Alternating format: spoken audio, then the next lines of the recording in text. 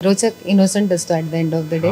एंडला कळतं की विरोचक खरं तर काहीच चुकला नसतो आणि आजी वगैरे विलन असतात. असं आमचा पहिला एक खूप मोठा स्क्रीन प्ले झाला होता किंवा फाल्गुनी मोस्ट अनएक्सपेक्टेड पीपल जे ॲक्च्युली विलन असतात असे आमचे बरेच स्क्रीन प्ले तयार होते.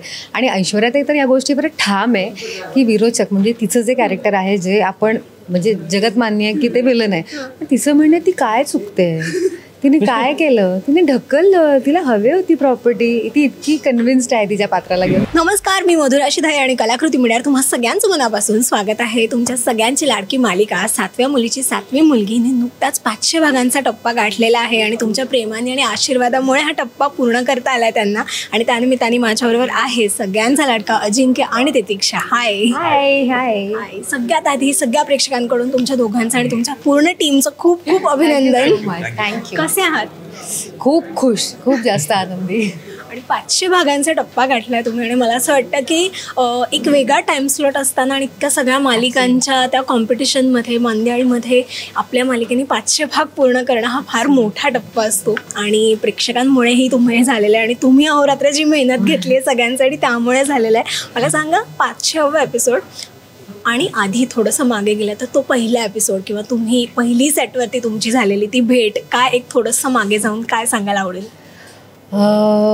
पहिला एपिसोड म्हटलं तर माझं देवळात शूट होतं आणि मी असं गाभाऱ्यात बसले आहे, देवी आईचं गाणं म्हणते आणि पूर्ण गावकरी बाहेर आले आहेत असा तो एक सिक्वेन्स होता. तिथून जो काही स्पीड धरला आहे मालिकेने आणि एकही त्यानंतर मला आठवत नाही की एकही सीन असा आहे की जो लाईटली घेतला गेला आहे ह्या मालिकेचा. आणि त्यामुळेच आज 500वा भाग म्हणजे असं म्हणतात ना की असं बऱ्याचदा होतं, बऱ्याच आर्टिस्टचं होत असेल की ठीक आहे आज काय म्हणजे हा सीन चला पटकन करून टाकूया. इथे असं कधीच होत नाही, कधीच होत नाही. आणि त्यामुळेच आत्तापर्यंत 5व्या भागापर्यंत प्रत्येक गोष्ट, प्रत्येक एपिसोड इतका रंजक होतो आहे. त्यामुळे असं म्हणायला गेलं तर काहीच बदललं नाही आहे तसं. म्हणजे बऱ्याचदा असं होतं की एक पाणी सीन असेल तर आपण म्हणतो की अरे हा पटकन होईल, पण इथे तसं नाही, त्याची काही शाश्वती नाही आहे. कारण इतकी ट्रीटमेंट असते आणि त्यामुळे प्रेक्षक खुर्चीला धरून असतात, त्यामुळे प्रेक्षक गुंतले आहेत मालिकेमध्ये आत्तापर्यंत. आणि मला म्हणूनच असं वाटतं की जितकी एनर्जी पहिल्या दिवशी सेटवर होती ना ती आजही आहे आणि ती एनर्जी आज अशी 5व्या भागाच्या सेलिब्रेशनमध्ये कन्वर्ट झाली आहे. So yes, I am extremely grateful for that.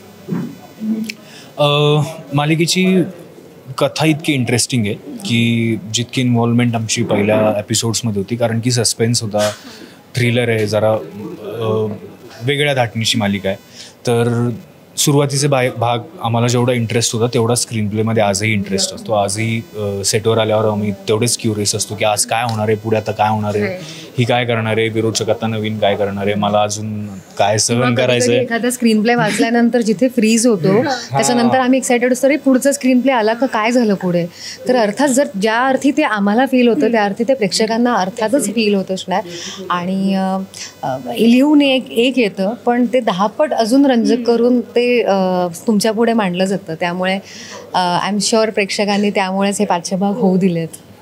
पण कोणता एखादा असा सीन करताना तुम्हाला असं झालंय का की अरे बापरे हे असं आजच्या काळामध्ये खरंच घडू शकतं का? किंवा right from beginning this whole serial is about that की हे असं आजच्या काळात होतं का? त्रेतायुगातली एक व्यक्ती, कलियुगातली एक व्यक्ती, त्रेतायुगाशी कलियुगातले असलेले संबंध. तर अर्थात हे सगळं प्रत्यक्ष डोळ्यांनी तरी नाही दिसत, पण माझा एकंदरच मिराकल्सवरती विश्वास आहे, माझा युनिवर्सवरती, सगळ्या गोष्टींवरती विश्वास आहे. कारण मला असं वाटतं की हे जे अख्खं युनिवर्स आहे ते अजूनपर्यंत माणसासारख्या इतक्या छोट्या गोष्टीने एक्सप्लोअर केलेलंच नाही. अजून बऱ्याच गोष्टी आहेत ज्या आपल्या बघण्याच्या पलीकडच्या आहेत, त्यामुळे अगदीच असू शकतं. आणि त्या एका नोटवरती म्हणजे जेव्हा माझ्यापर्यंत असायचं की अरे असं कुठे होईल, तर त्या एका नोटवरती मी स्वतःला कन्व्हिन्स करते की जगाच्या पाठीवर काहीही शक्य आहे आणि अशी सिच्युएशन कधीही येऊ शकते, कुठेही येऊ शकते आणि कदाचित हे कुठेतरी चाललं आहे जगात. मग ती व्यक्ती तेव्हा काय करेल ह्या नोटवरती मी स्वतःला कन्व्हिन्स करते. आणि बाकी गोष्टी ड्रामाचा भाग म्हणून आपल्याला कराव्या लागतात, जसं की इथे हात ठेवणं असू दे किंवा मुद्रा करणं असू दे, जेव्हा जे काही आहे. बट अर्थात मला आय बिलीव्ह इन एव्हरीथिंग. काहीतरी जर कॅरेक्टरला कॉन्ट्राडिक्ट करणारं असेल तर त्याबद्दल मी म्हणते की हे असं नाही होऊ शकत. बट अदरवाईज स्टोरीच्या बाबतीत मला असं आत्ता तरी प्रश्न पडत नाही की हे कुठं असतं. कारण हे जे विश्व तयार केलं आहे 7व्या मुलीची 7वी मुलगीने, ते इमॅजिनरी विश्वच आहे, पण त्यावर प्रेक्षकांचा इतका विश्वास आहे आत्ता.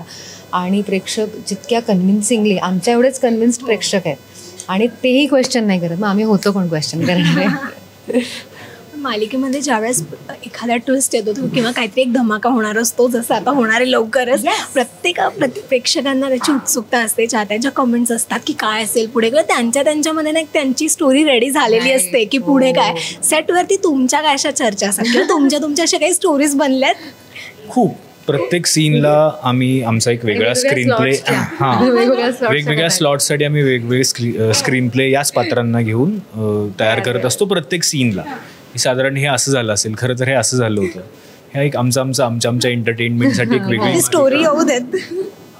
काय बरं होतं एखादं सांगू का? नाही होत म्हणून विचारपूर्वक बोलूया जे काय बोलतोय मी. काही खूप आता घरात हे सगळं सुरू आहे, तर तेजस नेहमी म्हणते तसं विरोचक इनोसंट असतो at the end of the day. एंडला कळतं की विरोचक खरं तर काहीच चुकला नसतो आणि आजी वगैरे विलन असतात. असं आमचा पहिला एक खूप मोठा स्क्रीन प्ले झाला होता किंवा फाल्गुनी, मोस्ट अनएक्सपेक्टेड पीपल जे ॲक्च्युली विलन असतात, असे आमचे बरेच स्क्रीन प्ले तयार होते. आणि ऐश्वर्याताई तर या गोष्टीवर ठाम आहे की विरोचक म्हणजे तिचं जे कॅरेक्टर आहे, जे आपण म्हणजे जगत मान्य आहे की ते विलन आहे, पण तिचं म्हणणे ती काय चुकते, तिने काय केलं, तिने ढकललं, तिला हवी होती प्रॉपर्टी, ती इतकी कन्व्हिन्स्ड आहे तिच्या पात्राला घेऊन. त्यामुळे तिचे 10 प्रेक्षकांना एक पात्र अजून एक असं माहिती आहे की जे प्रेक्षकांनी कधीच बघितलेलं नाही. कार्यकर नावाचे जे आमचे मुख्य कार्यकर्ते, जे राजाध्यक्षांची सगळी कामं करत असतात बाहेरची, सुटका हवी असेल तर तर कार्यकरांना दिसलेले नाही आहेत. कार्यकरांना घेऊन अनेक स्क्रीन प्ले आम्ही तयार केले की कार्यकर आणि रुपाली मात्रे हेच दोघं सगळे करत असतात म्हणून करते. सो असे बरेच आमच्या आणि आम्ही खरं तर इथे एवढे थकलेले असतो ना, इतके स्ट्रेसफुल सीन करू की ह्या अशा विनोदांवरती आम्हाला खूप हसायला येतं. आम्ही लोटपोट हसत असतो. त्यामुळे कदाचित प्रेक्षक किती करेक्ट करतील माहिती नाही मला या जोक्स बरोबर. बट एकंदर जे मालिकेचं एक काय बरोबर असं सतत गूढ असं वातावरण असतं, तर त्यातनं आम्हाला हा एकच एस्केप असतो की आम्ही ह्या अशा सगळ्या गोष्टी करू. येस. आणि या जोडीने मला सांगा, दोघांचा संसार कसा चालू आहे? खूप छान, खूपच आनंदी. पटपट जातो वेळ, फक्त एवढंच आहे कारण आम्ही बऱ्याच वेळ मी सेटवर असते आणि मी यासाठी म्हटलं कारण मी माझ्याबद्दल बोलते, नंतर ते असं वाटेल मी सेटवर असते, घरी असतो. म्हणून मी बऱ्याच वेळ सेटवर असते, त्यामुळे असं बघता एक महिना झाला असं झालं. सो मला असं थोडंसं वाटतं की थोडं वेळ धरून ठेवावी आणि एक गोष्ट अजून जास्त एन्जॉय करता यावी. But it's going very good आणि ओव्हरऑल सगळीकडे छान आनंद मिळणारे क्षण होत आहेत. लग्न म्हणू नका, 500 एपिसोड म्हणू नका, प्रत्येक ठिकाणी काहीतरी छान घडतंय, त्यामुळे आनंदच आहे सगळीकडे. असं चांगला असा पायगुण म्हटला पाहिजे का?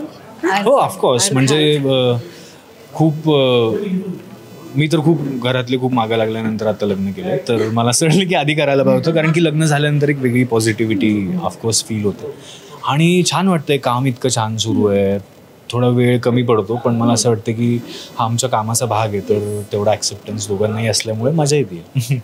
पण तू जसं आत्ता म्हणालास की आता लग्नानंतर थोडं वेगळं वाटतं तुला, पण असं काय स्पेसिफिकली असं काही बदल किंवा असं काही फरक जाणव की जेव्हा डेट करत असतो किंवा आपण गर्लफ्रेंड बॉयफ्रेंड म्हणून जेव्हा असतो तेव्हा थोडं वेगळं असतं आणि आता नंतर लग्नानंतर पार्टनर्स नवरा बायको झाल्यावर एक थोडं वेगळं असतं, काय असं काही वेगळं जाणवतंय? मला असं वाटतं की थोडं रिस्पॉन्सिबिलिटी वाटते त्या व्यक्तीबद्दल.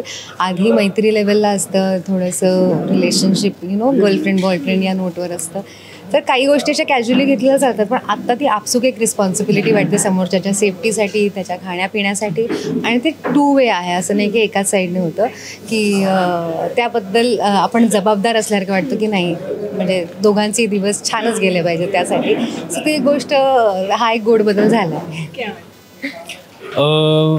सेम, म्हणजे खूप गोष्टी आपण आधी जेव्हा डेट करत असतो तेव्हा करायचे असतात पण खूप सिरियसली घेतलेले नसतात किंवा बघू करू अशा झोनमध्ये असतो. पण लग्न झाल्यानंतर आता असं वाटतंय की काही गोष्टी आता खरंच प्लॅन करून ठरवून कराव्याच लागतील किंवा आता त्या ठरवण्याला एक चांगला पॉझिटिव्ह पुश मिळायला लागला आहे की अरे हां हे करायला एकत्र प्लॅन करून करायला गोष्टी मजा येईल.